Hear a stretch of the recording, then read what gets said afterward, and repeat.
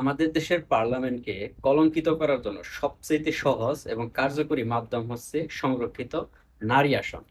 একটা দেশের পার্লামেন্ট পবিত্র একটা জায়গা, কারণ সেইখানেই নির্ধারণ করা হয়, আইন তৈরি করা হয় ওই দেশের জনগণের জন্য। কিন্তু আমাদের দেশে এই যে সংরক্ষিত নারী আসনের নামে যেই ধান্দাবাজি চলে রাজনৈতিক দলগুলার, এমন এমন লোককে তারা পার্লামেন্টে আনে শুধুমাত্র টাকা এবং আত্মীয়তার ভিত্তিতে, যাদের না থাকে যোগ্যতা, না থাকে নৈতিকতা। যেমন দেখেন, এই যে পার্লামেন্টে শুধুমাত্র এই সংরক্ষিত নারী আসন থাকার কারণেই মমতাজের মতো নর্তকীকে বাংলাদেশ পার্লামেন্টে জায়গা দেওয়া হয়েছিল। কোনো যোগ্যতা ছিল তার? নৈতিকতা ছিল? ছিল না। এখন এই যে গতকালকে যে পার্লামেন্টে একটা মহিলা বক্তব্য দিয়েছেন বিএনপির সংরক্ষিত নারী আসনে, ইংরেজিতে। সে তো ইংরেজির একদম পোস্টমর্টেম করে দিছে। ইংরেজি ভাষার মানে একদম দফা রফা শেষ করে দিয়েছে, চুদলিংপং করে দিছে। উনার কি নিজের দক্ষতা, নিজের নিজের ক্ষমতার প্রতি একটু আত্মবিশ্বাস ছিল না যে সে কতটুকু পারবে?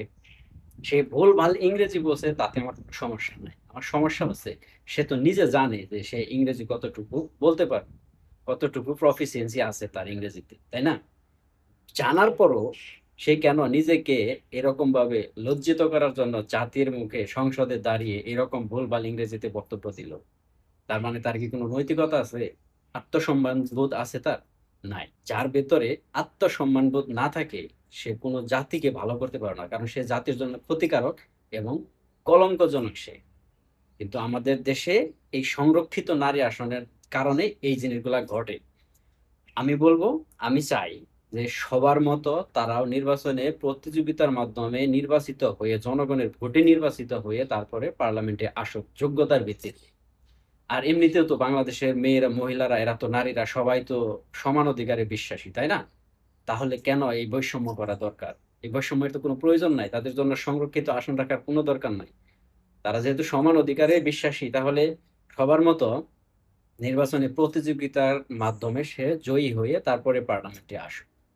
এই জিনিসগুলা বন্ধ হবে। এটা শুধুমাত্র একটা রাজনৈতিক দলের ফায়দার জন্য, মানে একটা না, প্রত্যেকটা রাজনৈতিক দলের ফায়দার জন্য। কারণ টাকার বিনিময়ে এবং আত্মীয় স্বজনকে খুশি করার জন্য এই নিয়মটা চালু আছে। দেশের বা আমাদের জনগণের বিন্দু মাত্র উপকারে আসে না এই সংরক্ষিত নারী আসন পদ্ধতিটা।